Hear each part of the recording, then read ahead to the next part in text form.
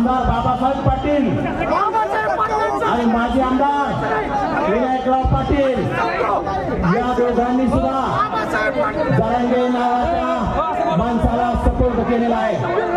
त्यामुळे आपले कोण फरक कोण होता आणि येणाऱ्या काळात आपला ओबीसीचा आमदार या मतदारसंघात झाला पाहिजे। कोण करायचं आपलं तुम्ही ठरवा, सगळ्यांनी एक उमेदवार काढा आणि ओबीसीचा आमदार निवडून आणण्याचं काम या मतदारसंघात करा। कुठल्याही पक्षाचे जोडे उचलण्याचं काम करू नका। आदरणीय हाकेसर सुद्धा पक्षाच्या पदाला लाथ मारून निघालेले आणि मी सुद्धा राष्ट्रवादी काँग्रेस शरद पवार पक्षाला लाथ मारून या स्टेजवर येऊन भाषण करतोय। आमच्यासाठी पक्ष महत्वाचा नाही, हाकेसर आणि आम्ही दोघे फक्त समाजासाठी काम करत असेल आणि समाजासाठी काम करत